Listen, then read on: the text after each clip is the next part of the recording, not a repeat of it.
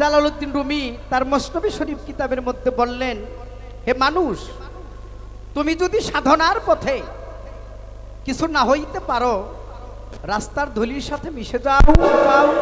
রাস্তার ধুলির সাথে মিশে গেলে যদি তোমার ভাগ্য গুণে কপাল গুণে কোনোদিন ওই রাস্তা দিয়ে কোনো সাধুগুরু বৈষ্ণব হেঁটে যা, আল্লাহর ওলি আফাজউদ্দিন শাহ বাবার মতো একজন মানুষ হেঁটে যা, শাহালি বুগদাদির মতো একজন মানুষ যদি ওই রাস্তা দিয়ে হেঁটে যা, আর ওই আল্লাহর ওলির পদস্পর্শে অর্থাৎ তার পায়ের ছোঁয়া তোমার এই পাপী জীবনটা ধন্য হইতে পারে।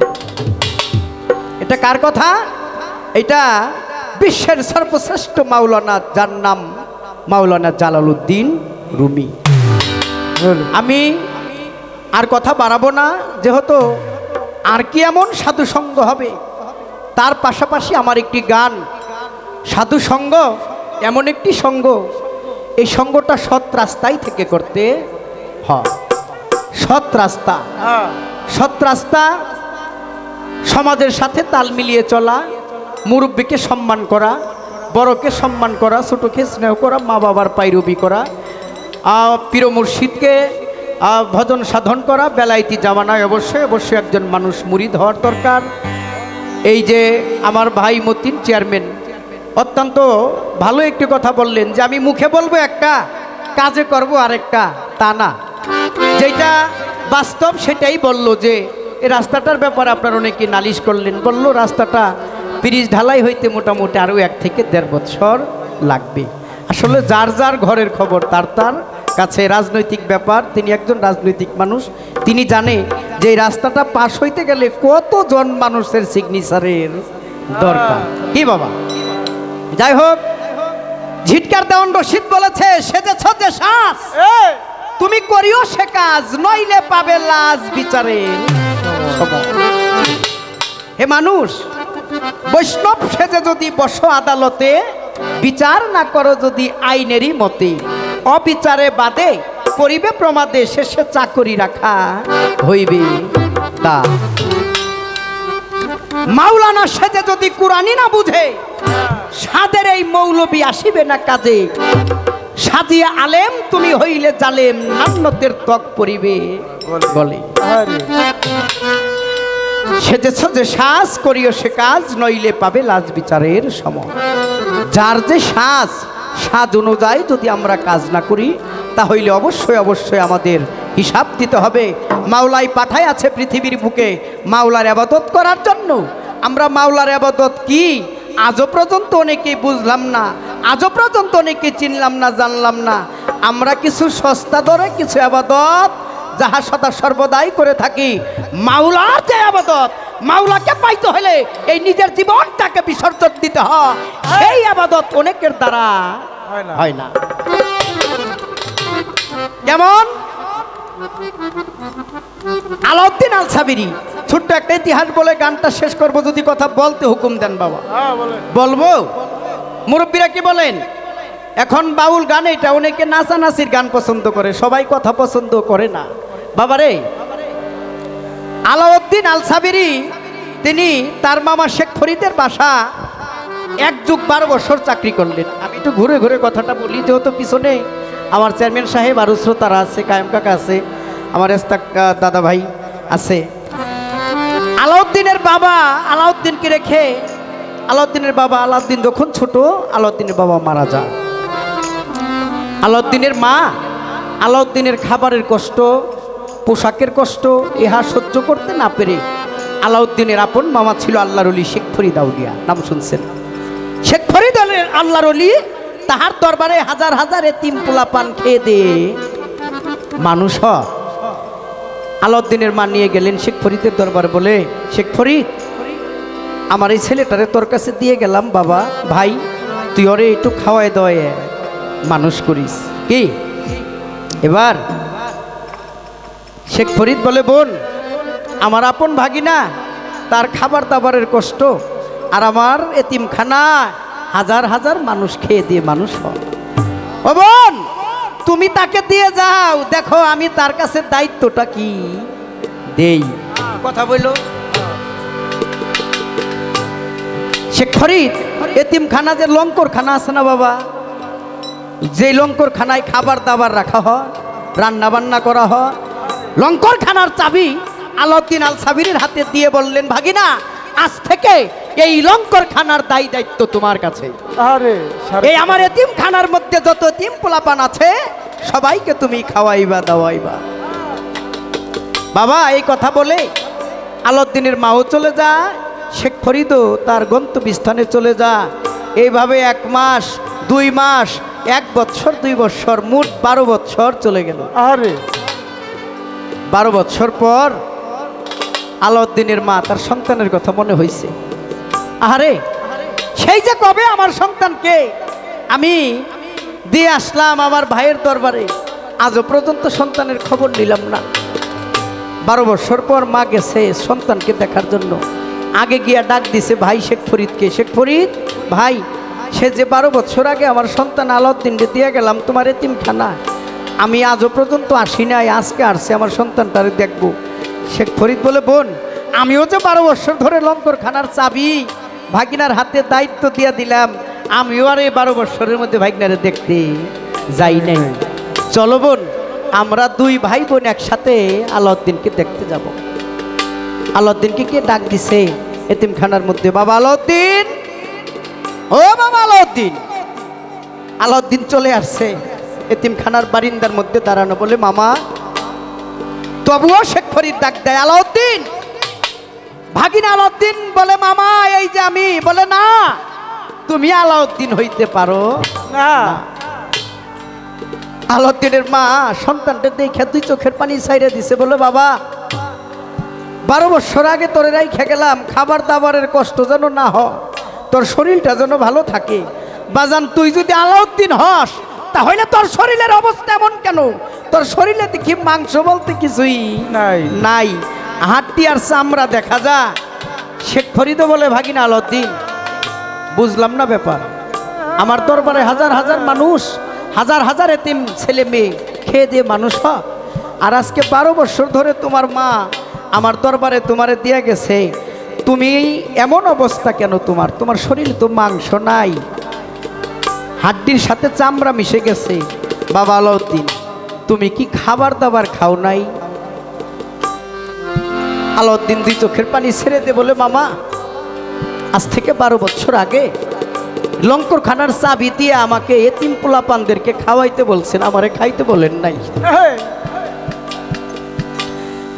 আমাকে এতিম যত পোলাপান আছে সবাইরে খাওয়াইতে বলছেন মামা, তাই আমি সবাইরে 12 বছর ধরে খাওয়াইতেছি, আমারে কিন্তু আপনি খাইতে বলেন নাই।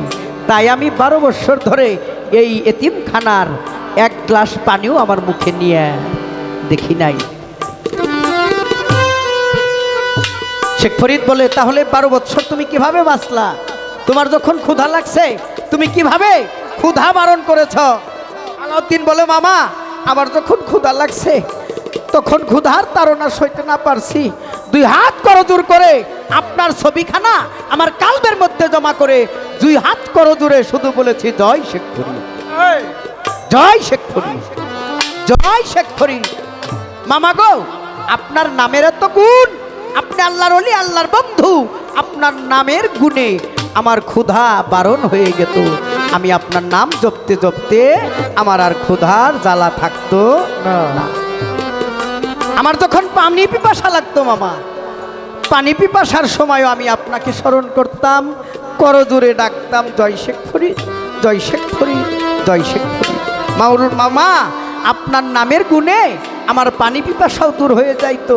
এই কথা শুনে মামা শেখ ফরিদ ভাগিনা আলাউদ্দিনকে বুকের মধ্যে জড়ায় নিয়ে বলে, বাবা আমি তোরে দোয়া কইরা দিলাম, তুই আজকে থেকে আল্লাহর ওলি হয়ে গেছিস। সুবহানাল্লাহ। 12 বছর আমরা তো মানুষ 12 ঘন্টায়ও না খায়া থাকতে পারি না। আল্লাহরে পাওয়া বহু কষ্টের ব্যাপার, আল্লাহকে পাওয়া বহু সাধনার ব্যাপার। আর কি এমন সাধু সঙ্গ হবে? তাই মাতাল কবি রাজ্জাক দোয়ানের একটি গান আমি আপনার কাছে রাখি, আপনি অবশ্যই অবশ্যই গানটা শুনলে আপনার মধ্যে কিছু আমল হবে।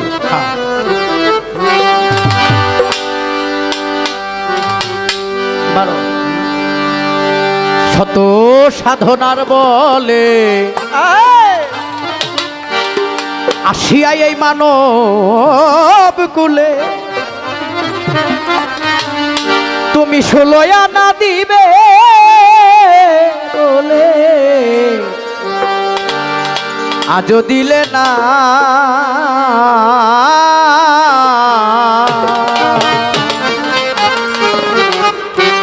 কেন রে মন সাধু সঙ্গ নিলে না, কেন রে মন সাধু সঙ্গ নিলে না, কেন রে মন সাধুর সঙ্গ নিলে না, কেন রে মন সাধুর সঙ্গ নিলে না। আর যার লাগিয়া এসেছ তুমি তারে কি মন দেখেছ, তোমার এই চোখ বুঝি খেয়েছ, চোখে দেখো না। ও যার লাগিয়া এসেছ তারা কি মন দেখেছ, চোখ বুঝি খেয়েছ, চোখে দেখো না। যার লাগিয়া এসেছ তুমি তারে কি একবার দেখেছ, এই চোখ বুঝি খেয়েছ মানুষ, চোখে দেখো না। সে তো সরল প্রেম সাধনে পাঠাই তরে এই ভুবনে, ওরে সরল প্রেম সাধনে পাঠাই তরে এই ভুবনে। আমার মাওলাই সরল প্রেম সাধনে কারিশমা বাউল পাঠাইছে তোমায় এই ভুবনে। কেন তুমি কামরিনে হয়েছ দানা, কেন তুমি কামরিনে হয়েছ দানা, না না না। কেন রে মন সাধু সঙ্গ নিলে না, কেন রে মন সাধু সঙ্গ নিলে না, কেন রে মন সাধুর সঙ্গ নিলে না, কেন রে মন সাধুর সঙ্গ নিলে। আর আমানত মানবতা এনেছিলি তোর মাথা, ভুলে গেলি কার কথাই মানুষ তারে চিনলি না। মনরে আমানত মানবতা এনেছিলি তোর মাথা, ভুলে গেলি কার কথায় তারা চিনলি না। আমানত মানবতা এনেছিলি তোর মাথায়, ভুলে গেলি কার কথা তারে চিনলি না। দিলি মহাজনের মাথায় বাড়ি, লাভে গেছে কমতি বড়ি। ওরে মহাজনের মাথায় বাড়ি, লাভে গেছে কমতি বড়ি। দিলি মহাজনের মাথায় বাড়ি, লাভে গেছে কমতি পড়ি। কামসাগরে ডুবলে তরি, টানলে জাগে না মানুষ, কামসাগরে ডুবলে তরি, টানলে জাগে না না না না। কেন রে মন সাধুর সঙ্গ নিলে না, কেন রে মন সাধুর সঙ্গ নিলে না, কেন রে মন সাধুর সঙ্গ নিলে না। আর বনের পশু গরু ছাগলে বছরে 2-1 মিলে, তুই দেখি মন মানুষ কুলে মান রাখলি না রে। ও দয়াল রে আমার, আর বনের পশু গরু ছাগলে বছরে 2-1 মিলে, তুই দেখিব মানুষ কুলের মান রাখলি না। তুই মানুষ হইতে পশু ভালো তোরে মানব জনম বৃথাই গেল। মানুষ হইতে পশু ভালো তোর মানব জনম বৃথাই গেল। আরে তুই মানুষ হইতে পশু ভালো মানব জনম বৃথাই গেল। কেন মানব কুলে জন্ম হইল তোর মরণ হইল না, কেন মানব কুলে জন্ম হয় মরণ হইল না না না না। কেন রে সাধুর সঙ্গ নিলে না, কেন রে মোর সাধুর সঙ্গ নিলে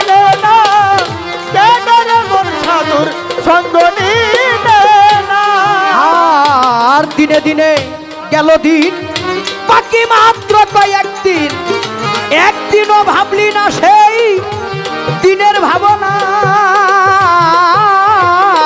রে। ওই দিনে দিনে গেল দিন, বাকি মাত্র কয়েকদিন, একদিনও ভাবলি না সেই দিনের ভাবনা।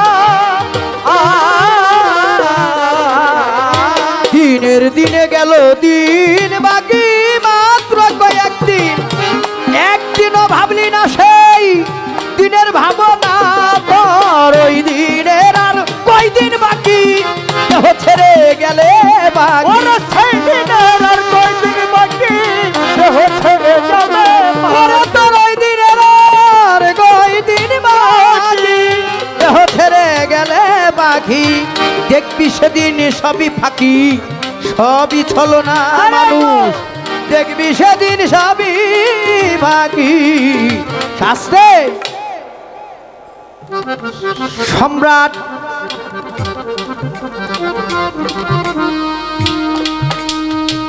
আলমগীর, সম্রাট আলমগীর